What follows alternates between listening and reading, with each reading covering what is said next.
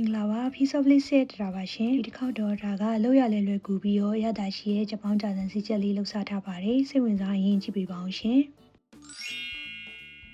ပထမဆုံးချက်သားပေါင်းဖို့အတွက်ပြင်ဆင်ပါမယ်ဒါကဒီလိုမျိုးချက်ပေါင်းလေးတွေတုံထားပေးပါတယ်ရှင်ပြီးရင်ချက်သွန်ဖြူရဲ့ပဲငင်ပြားရဲ့အကြီး3စွန်းလောက်ရဲ့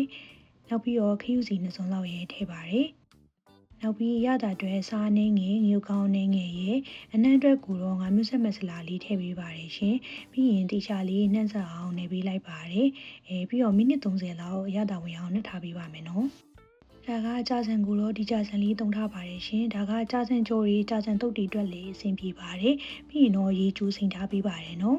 ဒီချက်သားကနူးလည်တဲ့တက်ကြောင့်မလို့ဒါကရေမြုပ်ယုံလေးပဲထည့်ပြီးတော့တနာရီဝန်းကျင်လောက်ပေါင်းထားပေးပါတယ်ရှင်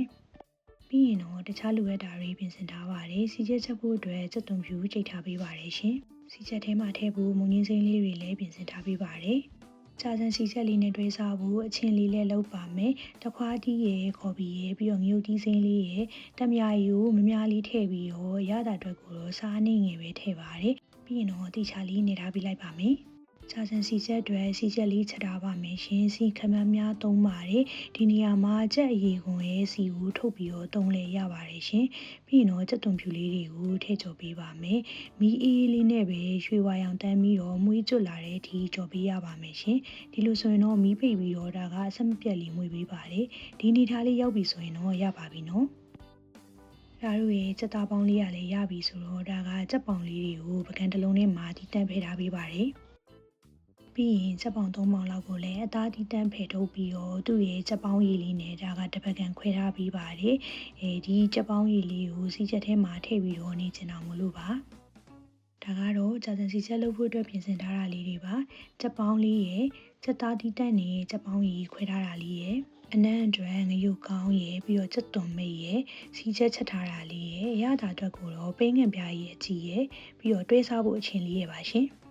အားလုံးပြင်ဆင်ပြီးသွားပြီဆိုမှဒါတို့ကကိုစားကျင်တလောက်ကြာဆန်ပမာဏကိုရင်းနှီးပပတ်စုထဲမှာခွဲပြုတ်ပေးပါမယ်။အရွက်လေးတွေကိုလည်းတစ်ခါတည်းထည့်ပြုတ်ပါတယ်ရှင်။ကြာဆန်ကရေချိုးစိန်ထားတာမလို့3မိနစ်လောက်ပဲပြုတ်ပေးရပါတယ်နော်။ပြီးရင်တော့ရေတိချာလေးစစ်ထားပါမယ်။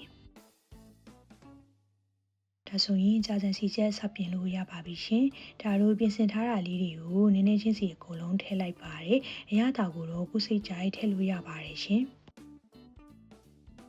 ဒီလိုမျိုးကြာဆန်ပူပူလေးနဲ့စီချက်နဲ့ရောမွေလိုက်တဲ့အနံ့လေးရလေးရမ်းကိုမှမွေးပါတယ်နော်ကြာဆန်နေရာမှာခောက်ဆွဲနဲ့လည်းလှုပ်ရှားလို့ရပါတယ်ရှင်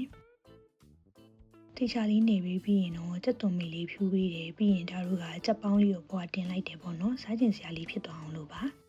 ဒါဆိုရင်တော့ဒါတို့ရဲ့ကြာဆန်စီချက်လေးဟာစားလို့ရပါပြီရှင်ဒီကြာဆန်စီချက်ကလေးကလေးတွေရောလူကြီးတွေရောစားလို့အဆင်ပြေမယ်လို့ထင်ပါတယ်ရှင်လုံနည်းလေးကလည်းမခက်တာမို့လို့လိုက်လို့စားကြည့်ကြပါအောင်နော်